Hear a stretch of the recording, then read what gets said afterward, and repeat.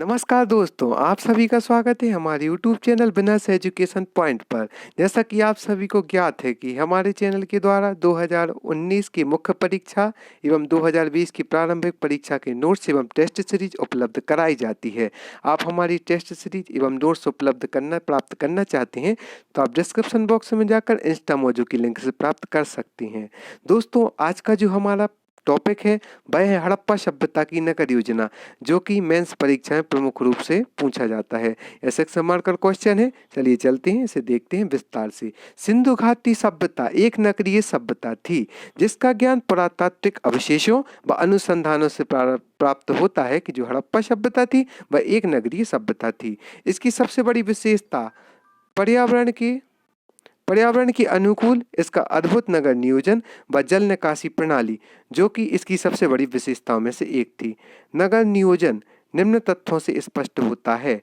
हड़प्पा सभ्यता का जो नगर नियोजन था वह हमें निम्न पॉइंटों से देखने में प्राप्त होता है: स्नानागार, नगर, सड़कें, रोशनी व सफाई, भवन निर्माण, कुएं व नालियाँ। एक बार फिर से इन सभी टॉपिकों को देखते हैं: स्नानागार, नगर, सड़कें, रोशनी व सफाई, भवन निर्माण, कुएं एवं नालियाँ, जिससे हमें हड़प्पा सभ्यता की नगर नियोजन शैली का ज्ञान होता है। चलते हैं आज के हमारे पहले टॉपिक नगर। प्रत्येक नगर में ऊपरी हिस्से में दुर्ग बनाए जाते थे। जो दुर्ग बनाए जाते थे उसमें अधिकारियों का निवास मुख्य रूप से होता था, जो कि हम सभी चित्र में देख रहे हैं। नगर का जो निर्माण होता था वह ढलाई एवं निचले हिस्से में होता था, जहाँ पर आम जनता का निवास होता था। इस प्रकार हड़प्पा सभ्यता में नगर का निर्माण बहुत ही व्यवस्थित ढंग से किया जाता था। इसके पश्चात सड़कें समकोण पर काटती थीं। सड़कें जो होती थी वह मुख्यतः चौड़ी सड़कें हुआ करती थीं। ऐसी हवा की विशेषता थी कि हवा द्वारा सड़कें साफ होती रहती थीं। हवा के द्वारा ही सड़कें प्रमुखता से बहुत ही चौड़ी होती थीं, जो कि एक दूसरे को समकोण पर ही काटती थीं। और हवा की ऐसी विशेषता थी कि सड़कें ऑटोमेटिक साफ हो जाया करती थी हवा के द्वारा।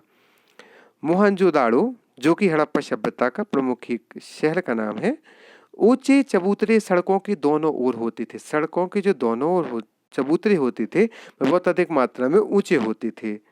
कुएं, चलते हैं तीसरे टॉपिक कुएं पर। प्रत्येक घर में अंडाकार कुएं होते थे जिनमें अंदर की ओर सीढ़ियां होती थीं। कुएं इस प्रकार की, एक तो कुओं की विशेषता थी कि वो अंडाकार होते थे और दूसरे कुओं की सर्वप्रथम व्यवस्था होती थी कि अंदर की ओर सीढ़ियां कुएं में जाने के लिए होती थी और प्रत्येक घर में कुएं का निर्माण होता था। सफाई व रोशनी, कूड़ा करकट बड़े बड़े बर्तन सड़क के किनारे रखे रहते थे जिनमें लोग जाकर व्यवस्थित कूड़ा करकट डालते थे। इन सभी से यह स्पष्ट होता है कि हड़प्पा सभ्यता में बहुत ही साफ सफाई से प्रत्येक काम होता था। प्रकाश हेतु दीप्ति स्तंभ रहते थे जिनसे किसी भी स्थान पर प्रकाश की कोई कमी नहीं होती थी। नालियों द्वारा उचित जल निकासी होती थी। नालियां बहुत ही चौड़ी एवं व्यवस्थित बनाई गई थी जिनके द्वारा जल निकासी उचित मात्रा में होती थी। नालियां, सड़कों के किनारे नालियां बनाई जाती थीं जो कि पक्की ईंटों से बनाई जाती थी। जो नालियां होती थीं वह बहुत ही चौड़ी पक्की ईंटों से व्यवस्थित बनाई जाती थीं और नालियों का समय समय पर सफाई पर स्थान भी दिया जाता था कि कहीं पर कोई भी गंदगी ना हो एवं नालियां भर ना जाए, इसका विशेष रूप से ध्यान दिया जाता था। सफाई पश्चात कूड़ा करकट जो होता था वह गड्ढों में डाल दिया जाता था। इसके पश्चात भवन निर्माण शैली को जो देखेंगे, जो हड़प्पा सभ्यता की भवन निर्माण शैली थी वह मुख्य रूप से ग्रिड पद्धति की थी। ग्रिड पद्धति जो कि यहाँ पर हमने चित्र में आपको दिखाया गया है। ग्रिड पद्धति, घरों के दरवाजे व खिड़कियां मुख्य सड़क पर न खुलकर नालियों में खुलते थे। जो नालियां होती थी ना पीछे साइड, तो जो घरों के दरवाजे एवं खिड़कियां थी वह मुख्य सड़क पर ना खुलकर पीछे साइड जो नालियां होती थी ना उन पर खुलती थी। पक्की ईंटों का प्रयोग किया जाता था हड़प्पा सभ्यता में, जिसमें मुख्य रूप से जो ईंट होती थी वह 4:2:1 के अनुपात में होती थीं। शौचालय, रसोई घर, रोशनदान, खिड़की, स्नानागार आदि का निर्माण इन्हीं ईंटों के द्वारा किया जाता था। तो हड़प्पा सभ्यता की नगर निर्माण शैली में जो भवन निर्माण होते थे वह ग्रिड पद्धति से हुआ करते थे। यहाँ पर जो स्नानागार हुआ करते थे हड़प्पा सभ्यता में, तो एक स्नानागार जो देखने में आया है वह 39 फीट लंबा, 23 फीट चौड़ा एवं 8 फीट गहरा स्नानागार हड़प्पा सभ्यता में पाया गया है। अब देखते हैं इसका निष्कर्ष। यह सभ्यता अपनी समकालीन मिस्र व मेसोपोटामिया सभ्यता से विशिष्ट एवं उच्च कोटि की थी। अभिविन्यास प्रणाली, ग्रिड प्लानिंग, आवासीय भवन, सड़क व रोशनी व सफाई का ऐसा उत्तम व्यवस्था मानो नगर पालिका जैसी कोई संस्था हो। इन सब विशेषताओं के कारण यह प्रथम शहरीकरण सभ्यता भी कही जाती है। हड़प्पा सभ्यता है उसे प्रथम शहरीकरण अवस्था भी कहा गया है। इस प्रकार हम सभी ने हड़प्पा सभ्यता की नगर रचना शैली के बारे में, नगर नियोजन शैली के बारे में जाना। अब हम चलते हैं आज के हमारे दूसरे क्वेश्चन पर। हड़प्पा सभ्यता के पतन के कारण। हड़प्पा सभ्यता की उत्पत्ति की ही तरह इसके पतन के लिए भी कोई एक कारण जिम्मेदार नहीं था। यह सभ्यता, अब इसके जो महत्वपूर्ण टॉपिक दिए गए हैं उनको देखते हैं। यह सभ्यता अपने अंतिम समय में पतोन्मुखी रही।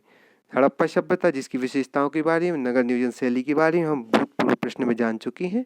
अब आगे इसके बारे में देखते हैं। इस सभ्यता का क्रमिक पतन हुआ और नगरीय सभ्यता से ग्रामीण सभ्यता पे पहुंच गई।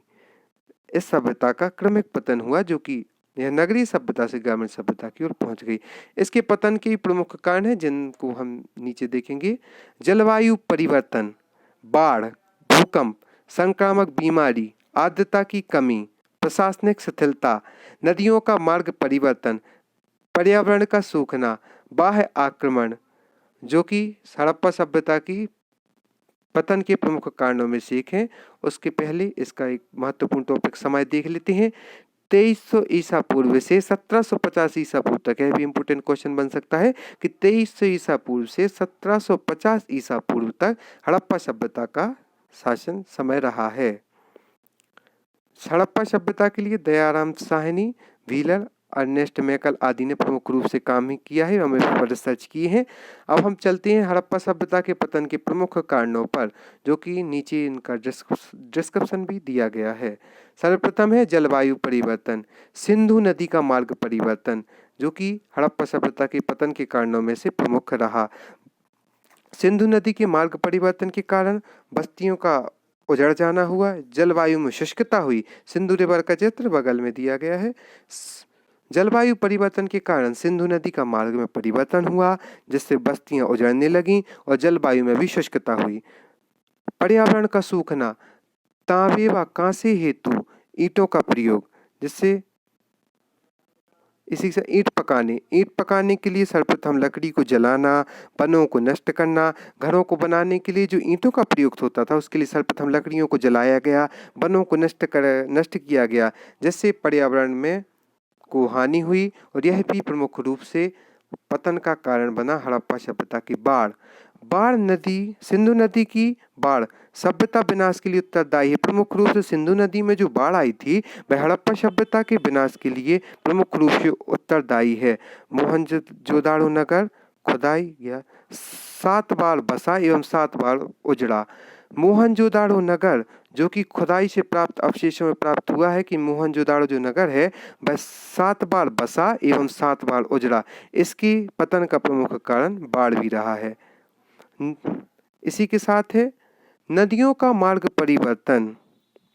नदियों के जो मार्ग हड़प्पा सभ्यता का विनाश, पीने व सिंचाई हेतु जल का अभाव आदि इन प्रमुख कारणों से भी नदियों के मार्ग का परिवर्तन हुआ एवं हड़प्पा सभ्यता के विनाश में उत्तरदायी कारण बना। प्रशासनिक शिथिलता, सड़क व भवनों के लगातार निर्माण हुए, नालियों पर अतिक्रमण हुआ, प्रशासनिक नियंत्रण नहीं रहा एवं असंतोष के कारण प्रशासनिक शिथिलता उत्पन्न हुई, जिसके कारण भी हड़प्पा सभ्यता का विनाश हुआ। लोगों ने सड़क व निर्माणों का लगातार निर्माण किया, भवनों का, नालियों पर अतिक्रमण किया, प्रशासनिक नियंत्रण के अभाव में असंतोष की स्थिति उत्पन्न हुई और प्रशासनिक शिथिलता की स्थिति उत्पन्न हुई, जो कि इसके विनाश का एवं पतन का प्रमुख कारण रहा। निष्कर्ष, इस प्रकार अनेक कारण उत्तरदायी हैं सिंधु घाटी सभ्यता के विनाश के लिए, जिनसे प्रथम शहरीकरण व विशाल प्रथम सभ्यता का क्रमिक पतन हो गया। इस प्रकार हमने हड़प्पा सभ्यता की नगर नियोजन शैली एवं उसके पतन के कारणों को जाना। आप इसी प्रकार हमारे व्यवस्थित नोट्स को प्राप्त करना चाहते हैं तो आप डिस्क्रिप्शन बॉक्स में जाकर इंस्टा मोजो की लिंक से प्राप्त कर सकती हैं। धन्यवाद आपका हमारे इस वीडियो को देखने के लिए।